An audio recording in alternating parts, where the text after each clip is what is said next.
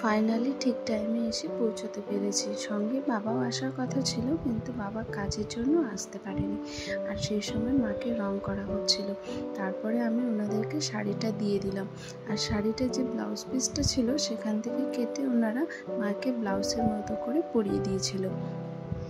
এমনিতে রং করা সব কিছুই কমপ্লিট, শুধু শাড়ি পরানোই বাকি আছে, সঙ্গে গয়নাগুলো। তো ওনারা মাটির গয়নাও তৈরি করে দিয়েছে। তো আমি বলেছিলাম গয়না নেব, কিন্তু ওনারা তাও দিয়েছিলেন যে ঠিক আছে, দেখা যাক যেটা ভালো লাগবে সেটাই পরিয়ে রাখা হবে। তো আমি যেগুলো নিয়ে এসেছিলাম সেগুলো ওনারা দেখে বললেন যে সেট করলে যে জানি না কতটা কেমন কি দেখাবে, আগে শাড়িটা পরিয়ে নিই, তারপর দেখব। মাকে শাড়িটা কেটে কেটেই পরাচ্ছিল, আর দুপাশ থেকে আঁচলটা ছড়িয়ে দিয়েছে। সুন্দর লাগছিল দেখতে। মাকে শাড়ির পরানো হচ্ছে, সেই সময় কারেন্টটা চলে গিয়েছে। এমন সময় তো অন্ধকার হয়ে যাওয়াতে মোবাইলের ফ্ল্যাশ লাইট দিয়ে কিন্তু মাকে শাড়ি পরানো হচ্ছিল। আর লাইন চলে গেলে একটু কিন্তু অসুবিধাই হয় কাজ করতে। আর এই যে কারেন্ট আসার পর কিন্তু এদিকে মায়ের প্রায় সাজ কমপ্লিট বলতে একটু শুধু বাকি আছে। তো ওনারা আমার যে গয়নাগুলো ছিল সেগুলোও পরিয়ে দিয়েছে, সঙ্গে মালাটাও সেট করে দিয়েছে। তোমাদের দেখাবো যে গয়নাগুলো পরে কেমন লাগছে মাকে।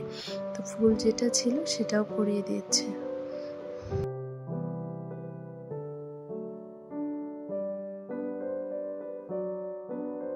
মাকে একটার পর একটা সাজ কমপ্লিট করছিল, আর আমরা শুধু চোখ করে দেখছিলাম কত সুন্দর লাগছে।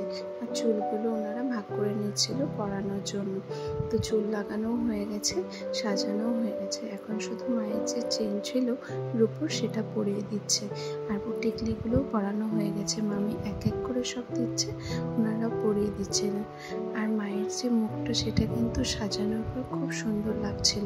আর তোমরা দেখছো ডায়রাটাও কিন্তু খুব সুন্দর, মায়ের কানের সঙ্গে খুব মানিয়েছে। তো কত সুন্দর লাগছে তোমরা দেখো সাজটা কমপ্লিট হওয়ার পর।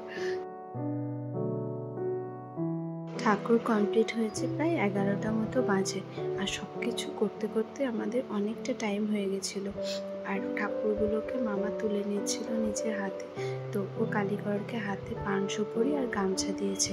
আর আমাদের একটুকু মনে ছিল না আলপনা দেওয়ার কথা। ঠাকুরগুলোকে যখন ঘরে তুলে রাখা হলো, তারপরে কিন্তু মনে পড়েছিল আমাদের আলপনা দেওয়ার কথা। রাত তখন কিন্তু প্রায় 12টা বেজে গেছে। তো বোন আর আমি তখন শুরু করলাম আলপনা দেওয়ার জন্য। আর আলপনা দেওয়ার পর আমাদের প্রায় 1টা বাজে, সেই সময় আমরা শুতে গিয়েছিলাম। আর আলপনাটা একটু দেওয়ার পরেই আমার বাবু কিন্তু কান্না করছিল। তো কিছুটা আমার বোন দিয়ে কমপ্লিট করেছে, তারপরেই আমি দিয়েছি। পুজোর দিনের ভিডিও শেয়ার করব পরের ব্লগে। তো আজকের মতো সবাইকে টাটা।